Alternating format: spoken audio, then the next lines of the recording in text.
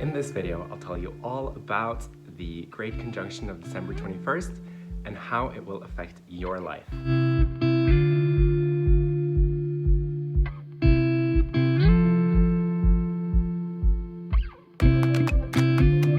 Hi, I'm Kay with True You Astrology.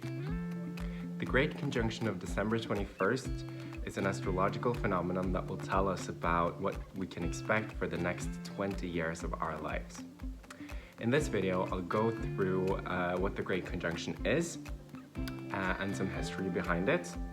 Then I'll go through the major players, Jupiter and Saturn, and finally, I'll tell you what we can expect from the next 20 years of our lives and how this will affect your chart. The Great Conjunction is when Saturn and Jupiter meet up, when they are aligned as seen from Earth. This only happens every 20 years and it's associated with changes in dynasty and rulership. And we can see this from perhaps the most famous Great Conjunction throughout history, which is known as the Star of Bethlehem. Yes, this is the star that supposedly, or according to the gospel, led the three wise kings to the birthplace of Jesus Christ.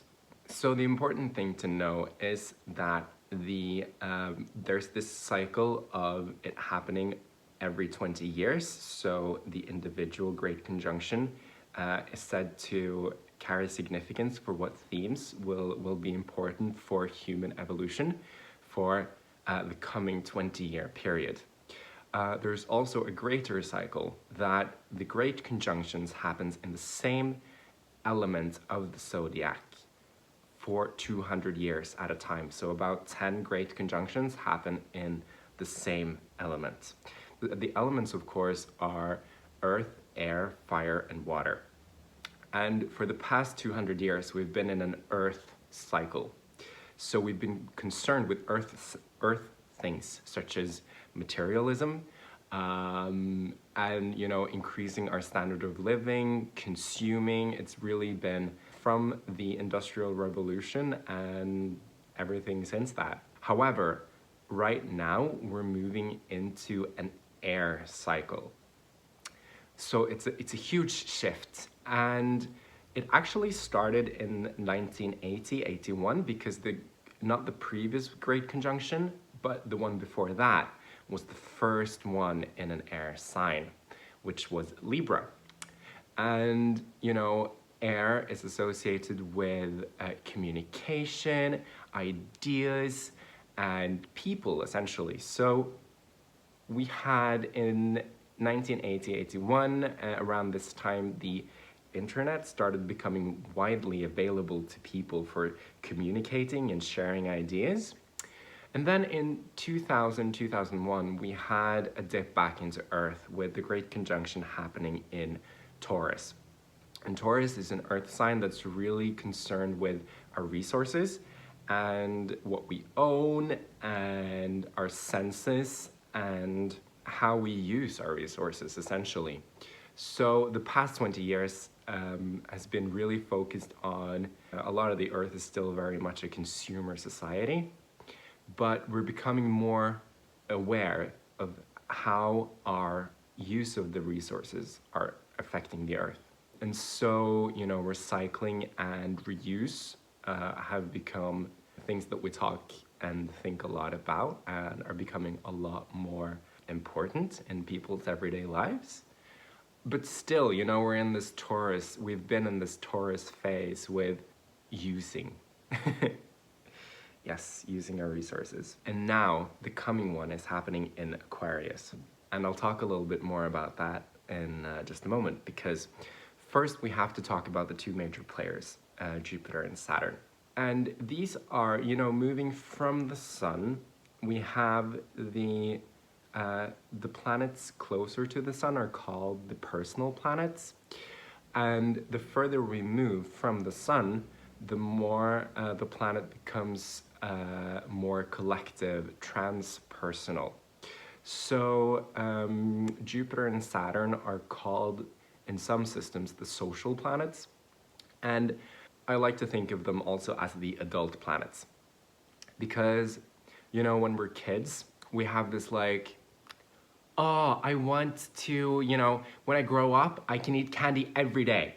And that's Jupiter, because Jupiter is all about fun and excitement and opportunities and luck, and also excess and overindulgence. And of course, that's what we can think growing up will be like when we're kids, that we just get to do whatever we want. We can just go and explore. There are no other people to set rules for us. Well, you know, society, and we have to work and stuff. And that's Saturn, which is the mature, responsible old man, essentially. Saturn is considered one of the more difficult planets of the zodiac because he is associated with, well, essentially, he just wants you to do your best. He wants you to reach your highest potential and to really go to reach your peak, to mature. And in order to help you do that, he gives you challenges, blockages, delays, and he puts events in your life, roadblocks that you need to overcome. And how do you overcome these? Essentially by being diligent, persistent, consistent, and doing the hard work every day. Saturn also rules structures and hierarchies and can represent authority figures in your lives, like parents, especially associated with the father or maybe a strict grandparent, and bosses and government officials. So when Saturn is really active in a person's chart, it can give, well, delays and roadblocks, but also in the natal chart, if it's really active, it can give a lot of inhibition and limits and fear, or even, you know, realism or pessimism. So it's good to have a healthy dose, but not too much. It can become too much and too inhibiting. Jupiter, on the other hand, represents abundance, excitement, expansion of your horizons, moral and ethical values, and really like your dreams, where you want to go. So Jupiter is this eternal optimist with, which is like everything, it's a happy-go-lucky energy, and everything will just turn out great in the end. So where Jupiter falls in your natal chart, you can expect a lot of possibilities, and you will be protected from the most negative outcome in this area of your life. Whereas where Saturn is in your chart, that's where you might have to work extra hard and actually, well, receive the rewards that you want to reach your goals in that area of your life later than others in your peer group. Because Saturn, that's sort of the area where you need to work the hardest in your life. And where Jupiter is concerned, the grass is always green, because Jupiter brings this optimism and everything will turn out fine. But perhaps, you know, the grass might be even greener on the other side of the fence, because Jupiter loves exploring and new opportunities, and Jupiter wants you to expand your mind, expand your horizons. So back to the candy example, where if we only have a really strong Jupiter or are Jupiterian in our inclination, we can be like, yes, I'll eat candy twice a day. Perfect. But of course, Saturn rules consequences. And the consequences of an unbridled or undirected Jupiter can be, in this example, cavities and a bulging waistline, and not very good for your health. So if we use some of Saturn's limits and say limit eating candy to twice a week instead of twice a day, you know, and instill some hard work every day, like brushing your teeth, maybe exercising and eating healthy, that will give you more energy, a longer life, which Saturn also rules time, no cavities, and a trim waist and a happy body, essentially. I like to view this as Jupiter is our vision, where we want to go, but Saturn gives us the perseverance, the diligence, the consistency to actually get there. to make it into reality.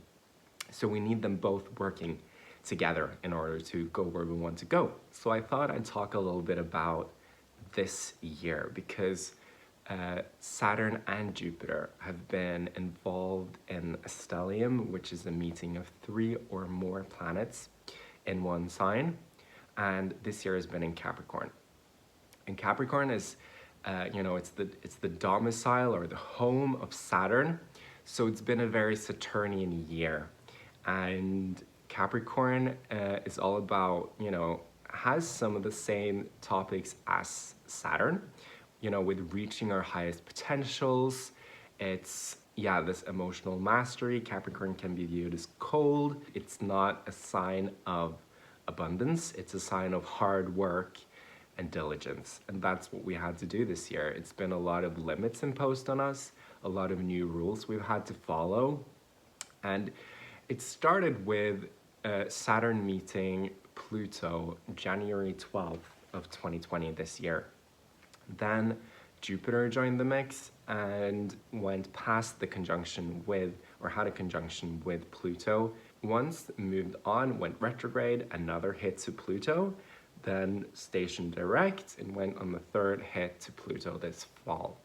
Now we're having the last conjunction of this stellium in Capricorn, and it's not really even in Capricorn anymore because Jupiter and Saturn are meeting up in 0 degrees, so the very, very beginning of the next sign, Aquarius. So this means that the next 20 years of our lives, of human societal evolution, will be concerned with the themes of Aquarius, which is the maverick of the zodiac. So Aquarius rules everything that's unique, that's a little bit weird, unexpected, eccentric, as this really is often a word heard in association with Aquarius, because Aquarius needs to do things in its own way. And Aquarius is really associated with this Enlightenment era at the end of the 18th century, the late 1700s. Aquarius is also associated with humanitarian causes because as an air sign, it's more responsible in a way than the other air signs, because Aquarius was traditionally and is traditionally ruled by Saturn. So while Libra, one of the other air signs, is more concerned with the one-on-one relationship, and Gemini can be this like peer group, friend group, your close community, Aquarius is more concerned with the bigger picture and actually using new ideas, new innovations. Aquarius is also associated with science and innovation. Using these new ideas, new inventions for the betterment of humanity on a grand scale. So, an interesting thing that is becoming more widespread, and a lot more people are talking about it, is basic universal income. And I think this will really become a part of our experience in the next 20 years, or on a much greater scale. And the first proponent of this was a man called Thomas Payne. He was British, but he spent a lot of time in exile in France and in the US, and he was actually an Aquarian. I found a few different birth dates for him, but they're all under, when the sun was in Aquarius. So he is an Aquarian, and this idea that everyone should get a basic income to cover their basic needs is super Aquarian, because Aquarius is also concerned with creativity and these innovations and science and finding up these new amazing things for the betterment of humanity on the grand scale. So basic universal income, or the idea behind it, is that it will allow us to do just that, to have more freedom, an Aquarius thing, to be able to use our creativity, Aquarius, to innovate, Aquarius, new things. Yeah, so I think that's one of the big things that will come in the next 20 years. Another thing, of course, is more internet. Internet is also associated with Aquarius or airplanes, but we've already seen that, you know, people are working a lot more from home, but through the internet. And I think that will be also one of the things that we can expect for the next 20 years, that people will be able to work, or companies, employers will give their employees the opportunity to work a lot more from home through the internet. So I think even though we're starting to come out of lockdown in a lot of places, the COVID pandemic is still a huge crisis for humanity. So I think that this working from home will be a big thing that will stay with us for a long while. Of course, I also mentioned that Aquarius is associated with science and innovation, and I expect that we can get a lot of new innovations that will help humanity. Aquarius is associated with this time in human history, the Enlightenment era, when we had both the French and the American revolutions. And of course, they've been instrumental in creating the Western society and Western culture that we have today. So we can expect actually some form of revolution. It might not be through civil war and stuff like that, but I think that we can expect big changes also because the conjunction between Jupiter and Saturn is happening in 0 degrees, which signifies these new beginnings, and it's happening on the winter solstice when the sun is also just entered Capricorn, 0 degrees Capricorn. So it's a big new start. Another thing that will go on for the next 20 years is in this chart of the Great Conjunction that I'm showing you here right now, we have a square with Mars and Pluto, and it's almost exactly just 40 minutes apart. Mars and Pluto are two difficult energies, and the square isn't nice either. So Pluto rules, you know, everything intense, power struggles, people in power, manipulation, and stuff like that.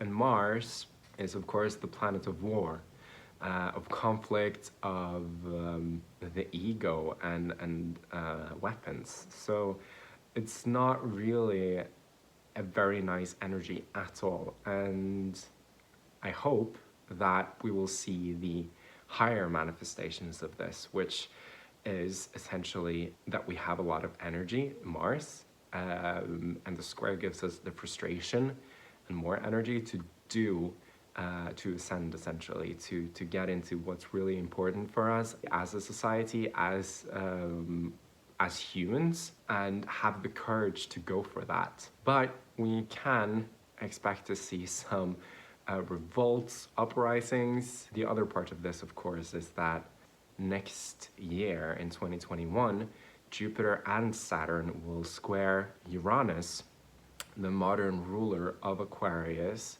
the planet discovered between the American and French revolutions, and which is associated with this unexpected things. So it will be interesting to see, but Uranus is pretty heavy triggered throughout the year, especially in January. So yeah, we'll see that in the news, I think. On the bright side, the Sun is trine by Uranus in this chart of the Great Conjunction. So I believe that there are some benefits to be gained from this after all, and it will happen maybe more smoothly than we can anticipate. Hopefully, fingers crossed. Okay, so we're getting to the part of the video where I'll go into each sign and what you can expect, what area of life this triggers for you, this Great Conjunction. And first of all, I just want to say that if you know your ascendant, your rising sign, I want you to listen for that, because that will be the most concrete and directly the most concrete for what you'll experience, and where this grand new opportunity will be for you, where these great changes and new possibilities will happen, what area of life for you. But if you don't know your rising sign, You can listen for your sun sign. People say, I'm a Pisces, I'm a Scorpio, I'm an Aries, and so on. So that's your sun sign. And that will be a more general influence than for the rising sign. So choose the rising sign first and then listen to your sun sign for added information.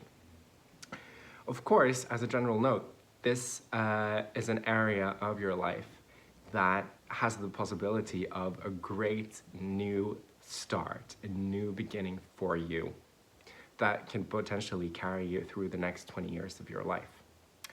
So we'll start at the beginning of the zodiacal year, and that will be with Aries. For Aries, this is happening in your 11th house of hopes and dreams and networks and friends.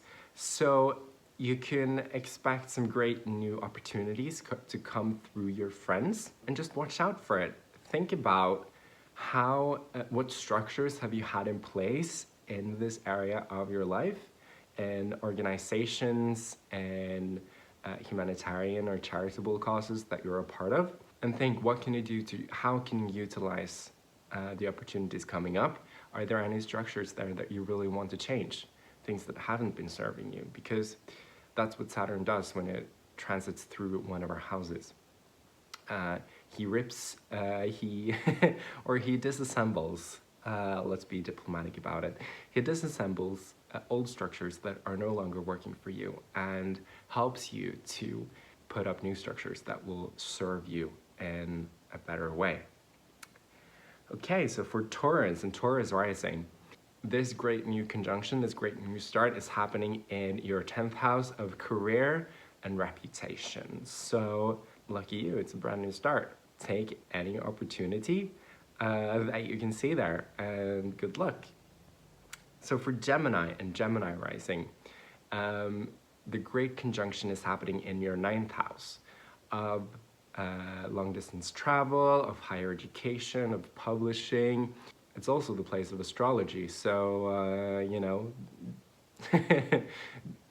take the opportunity that comes there, and think about what has been going on there in the past, and yeah, take the new opportunities. So for Cancer and for Cancer rising, this is happening in your 8th house of deep psychology, of shared resources, of your partner's money, and of other people's money. So the 8th house is considered a more difficult part of the chart. It's where we go into the depths of our psyche and deal with stuff that we've put under the rug, essentially, or where we meet our shadow. It's also concerned with everything that is occult or taboo, things that aren't talked about in polite society, such as money, and therefore it rules other people's money as well, such as taxes, inheritance, and stuff like that.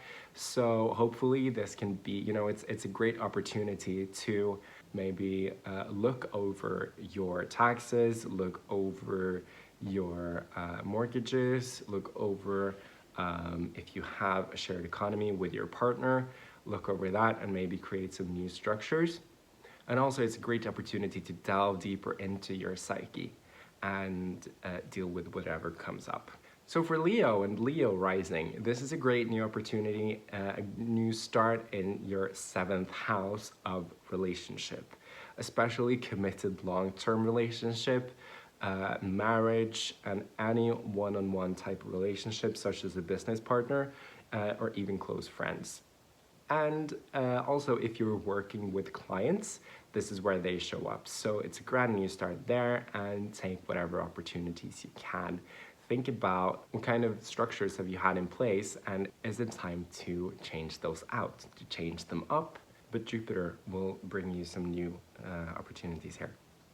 So for Virgo and for Virgo rising, this is happening in your 6th house of health, of everyday life, of routines, of daily work. So this could be an opportunity to restructure your daily habits, to pick up some new health practices that will serve you better. And also it's also associated with pets. So this could be maybe you get a pet that will be really good for you, or you'll get some opportunities through your pets in some way. Or even your employees or your coworkers. This is also where they show up in your chart.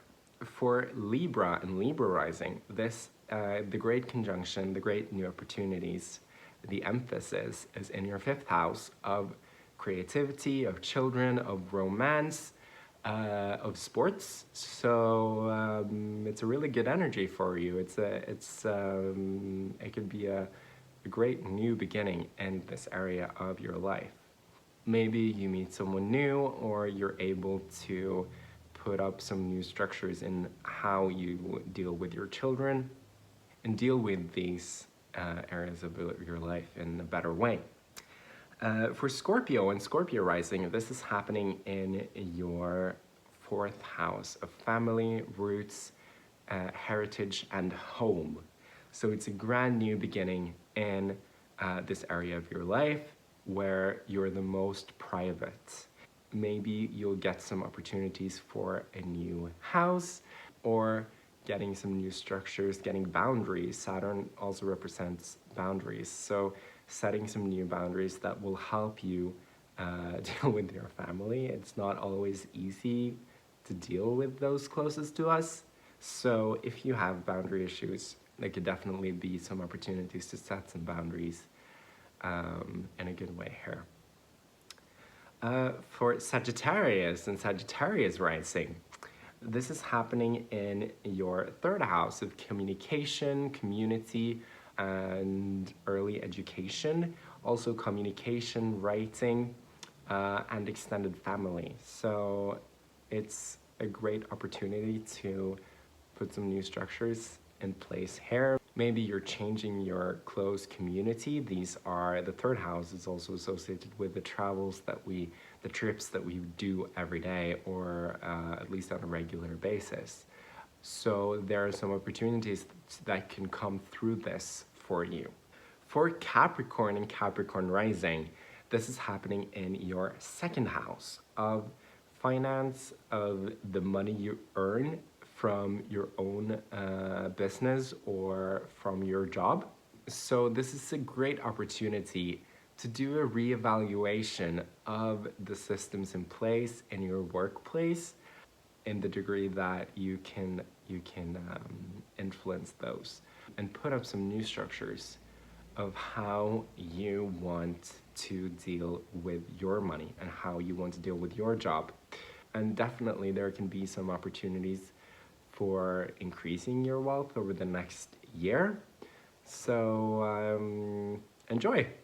And for Aquarius and Aquarius rising, this is happening in your 1st house of identity, health, persona, body. So you're getting some new opportunities to essentially redefine yourself. Saturn is in the 1st house, is associated with this restructuring of your identity, how you present yourself to the world. There can be some great opportunities to redefine essentially how you're viewed by other people, and that can change completely from what you've been viewed as before. So yeah, some really great opportunities. This is a great place to have the great conjunction. And finally, for Pisces and Pisces rising, this is happening in your 12th house of the hidden, of enemies, of the subconscious and hidden places.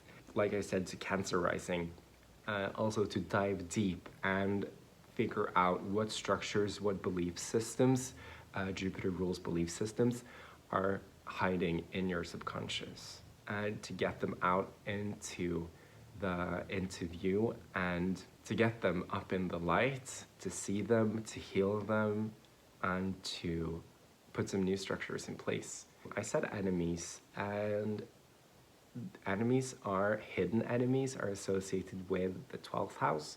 So there can be some revelations and some opportunities to heal those relationships, essentially. Also, the 12th house is associated with hidden places, and there are many places that are hidden where we're sort of secluded from the world, and those are traditionally said to be like ashrams and retreat places, hospitals and prisons. So these new big changes can come through those hidden places that I've mentioned. Okay, that's it for this video. I hope you got some new information, and let me know in the comments how the great changes are affecting you. See you next time, and Merry Christmas.